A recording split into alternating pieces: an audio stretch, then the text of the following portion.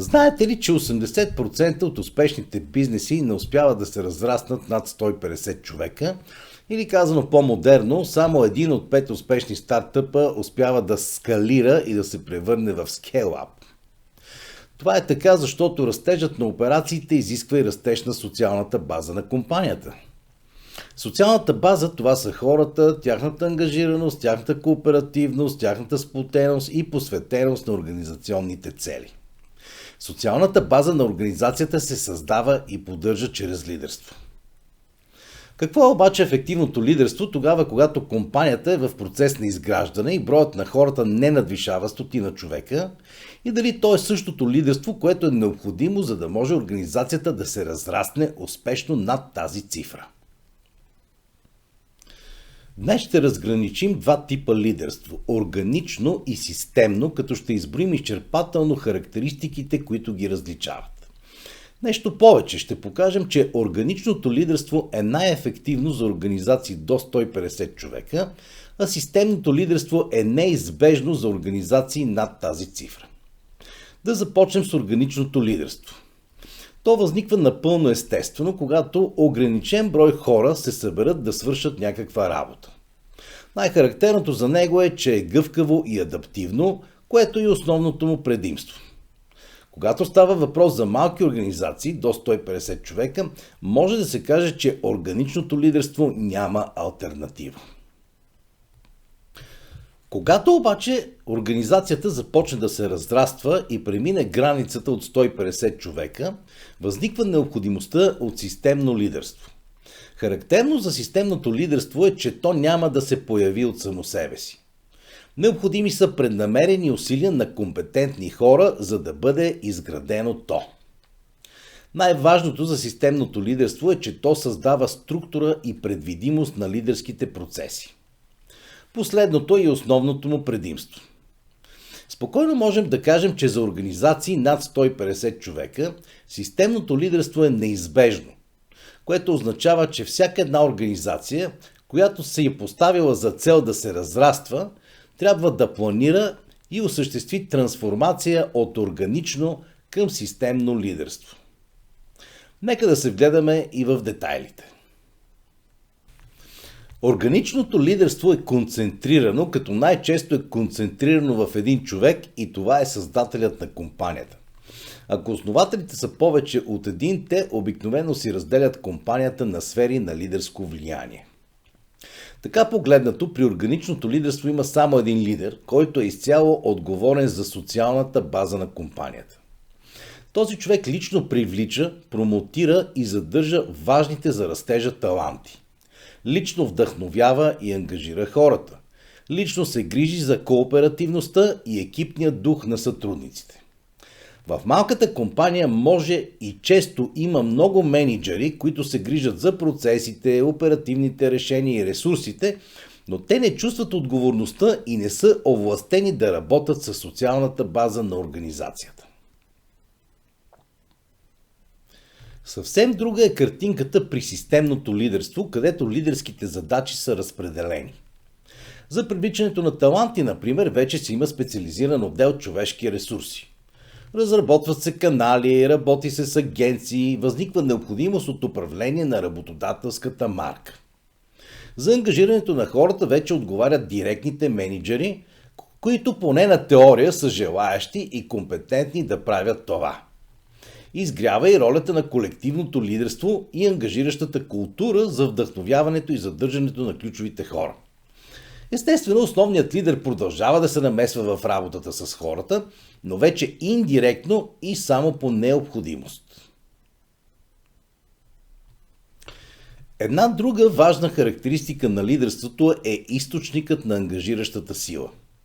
Кое е онова, което привлича хората, кара ги да се чувстват като част от семейството и ги мотивира да допринасят за успеха и растежа?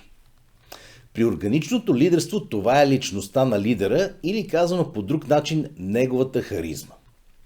Хората описват тези лидери като магнетични, грабващи вниманието и завладяващи емоциите. Характерно за тях е, че са самоуверени, енергични, общителни и оптимистични. Лесно четат хората и знаят какво да кажат и обещаят, така че да ги спечелят на своя страна. Реализирането на харизмата на основателят обаче изисква честа и емоционално заредена интеракция, която трудно може да се случи, когато хората в организацията са повече от 150 човека. А дори и при разпределено лидерство не можем да разчитаме, че всички лидери ще са харизматични. Нуждаем се от нов източник на притегателна сила и това са мисията, визията и ценностите на компанията. Времената се менят, мениджърите се сменят, основателите се оттеглят, но тези три неща остават. Ангажиращият лидер вече е умерен и скромен, реалистичен и адекватен, дори и това да не се преживява като атрактивно от последователите. Новият тип лидерство започва да привлича и нов тип хора, което често води до противопоставяне на старите и младите кадри в организацията. Органичното лидерство е неформално. То няма и как да бъде друго, тъй като би загубило основното си предимство, а именно гъвкавост и адаптивност. Лидерът общува директно с всички. Това се случва без предварителна подготовка и насрочване на среща. Решенията могат да се вземат по всякакъв начин, макар да преобладават едноличните такива. Рядко нещо се записва, тъй като това е излишна бюрокрация, пък и ние често сменяме посоката на действие. Разбира се, недоразумения се случват непрекъснато, но пък нали можеш веднага да звънеш на лидера и да разрешите проблема. Когато хората в компанията надвишат дори 30-40 човека, комуникацията се налага да се структурира. Няма как всеки да общува с всеки, когато му хрумне. При системното лидерство се появяват линии на репортуване, седмични и месечни срещи, не се прескачат нива. Решенията се вземат според разписани процедури и в рамките на формалното овластяване. Ангажиментите се документират и проследяват.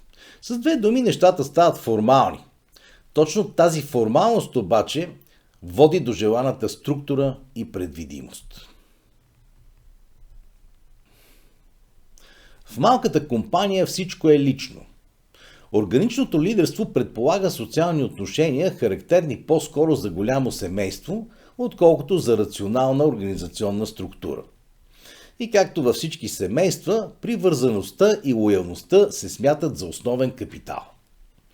Около лидерът се изгражда кръг от фаворити, посветени в тайните на организационния живот, и тази им близост определя статусът и властта, с която те разполагат. Имената на длъжностите нямат значение. Важното е кой прекарва най-дълго време с лидера и кой се ползва с неговото благоразположение в момента. Това, разбира се, води до бясна надпревара за доказване на верността и жертвоготовността на близкият кръг. Става така, че персоналните грешки започват да се подминават, стига машината да върви достатъчно добре. Когато всичко е лично, то със сигурност някой ще преживее това като несправедливо. А обидените хора не се раздават в работата, нали? В голямата компания се налага да се въведат стандарти, да се измерва и възнаграждава твърдото и мекото представяне, решенията за издигане, освобождаване, оказване на признание и допълнително заплащане стават все по-свързани с реалният принос и способности. Това наричаме меритократично лидерство. Появяват си обратна връзка отдолу нагоре, изследвания на ангажираността, открити екипни дискусии, което означава, че мнението на хората за теб започва да има все по-голямо значение. Кои са нещата, които органичният лидер цени и несъзнавано налага като култура и на всички останали? Тъй като самият лидер е предприемач по природа, то той разпознава и възнаграждава това и в другите около него. Затова и органичното лидерство е предприемчиво.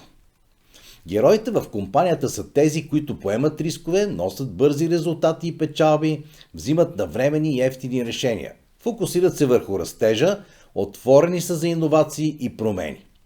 Онези, които не се вписват в този профил, бързо отпадат или заемат периферни функции. Какво ще стане обаче, ако в една голяма компания всички са предприемачи? Предприемчивостта в корпорациите си е направо вредна. Това е причината иновациите да се изкарат извън организацията под формата на стартъпи, които ако евентуално успеят, се купуват и интегрират. Фокусът се измества от растеж към устойчивост и стабилност. Героите вече са емоционално обрани мениджъри, които работят еднакво добре с данни, процеси и политически ситуации. Кариерата е предвидима и ако спазваш правилата, сигурна. Културата е корпоративна, а основната работа на лидерството е да задава култура. Системното лидерство е устойчиво.